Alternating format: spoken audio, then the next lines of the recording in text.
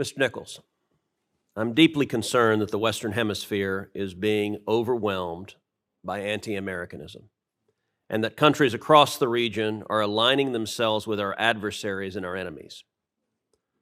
I'm deeply concerned that former U.S. allies are being replaced by leaders who are actively hostile to us and our interests, and that the Biden administration has chosen to embrace many of those leaders. President Biden warmly hosted Lula da Silva at the White House and called him a close friend. Lula is an anti-American Chavista who embraces the Chinese Communist Party, Vladimir Putin, and the Iranian regime. I'll note that President Biden has not extended the same courtesy to Israeli Prime Minister Benjamin Netanyahu, and indeed the Biden White House has made clear that Israel's Prime Minister is not welcome in the Biden White House. Now, one of the very insidious ways that our adversaries and our enemies have infiltrated the region is through corruption. China, Russia, and Iran all exploit endemic corruption, including and especially corruption driven by left-wing movements to advance their geopolitical agendas.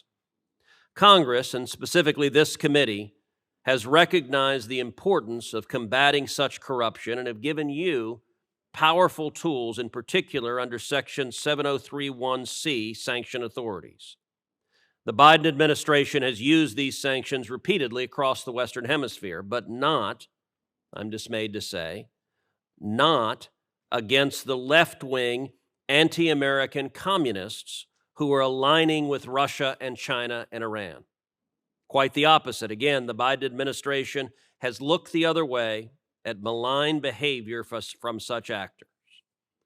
I want to ask you why that is, and I want to start in particular with Argentina.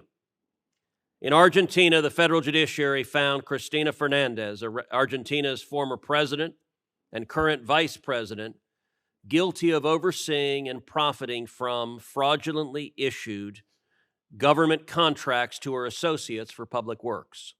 According to the public record, the amounts we're talking about reach $1 billion.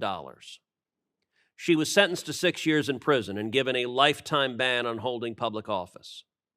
Her current political role grants her immunity from jail, but I'm not aware of any such restriction placed by Congress on you from sanctioning her under Section 7031C.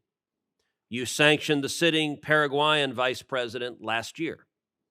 You've sanctioned former presidents in Panama and Ecuador. No one denies, and in fact, Argentina's courts have confirmed Cristina Fernandez is a kleptocrat. She has been indicted for obstructing investigations into Iranian terrorism. Why has the Biden administration not sanctioned her? This administration has used the tools for sanctions, both visa and financial sanctions, repeatedly in numerous instances. You talk about sanctioning left-wing leaders. Certainly Nicaragua comes to mind. We've placed sanctions on scores and scores of officials from Mr. Nicaragua. Nichols, my question concerned Argentina. Why have you not sanctioned Fernandez? So the United States does not discuss pending sanctions actions. So I would not be able to discuss what we will or will not do with regard to. Well, you're refusing to answer that, and I have to say this isn't changing. A year ago, I wrote Secretary Blinken about exactly this issue, sanctioning Cristina Fernandez under Section 7031C, and the State Department wrote back, and I'll quote what State said a year ago.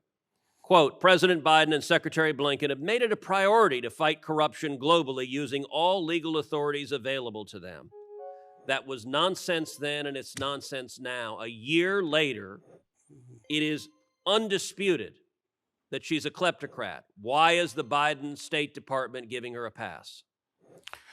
We evaluate every case on its merits. We don't discuss specific cases before we take action. We have robust anti-corruption programs. Does the state have an obligation to comply with Congress's oversight? I'm asking you why you're not following the law, and your answer is we don't answer that question. Our answer is we don't publicly discuss pending sanctions actions. Well, it's not pending. It's been sitting there for a long time. All right, let's shift to another example, Brazil. Bolsonaro, a pro-American leader, was replaced, to the Biden administration's cheering, with an anti-American radical Lula. And there is corruption likewise in the Lula government. In February, Lula allowed 2 of Iran's most advanced warships to dock in the port of Rio de Janeiro. The United States opposed that act, at least formally. In fact, the United States sanctioned those ships with what are supposed to be powerful designations, and yet it happened.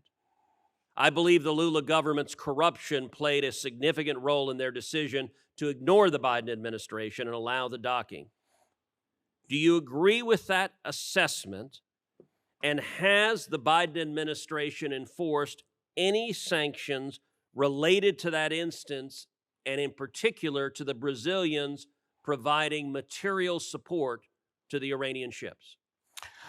The administration engaged our partners throughout the hemisphere, and we're very pleased that the Iranian ships were not able to dock anywhere else. We're deeply disappointed that one of the 2 ships was able to dock in Brazil. The other was offshore.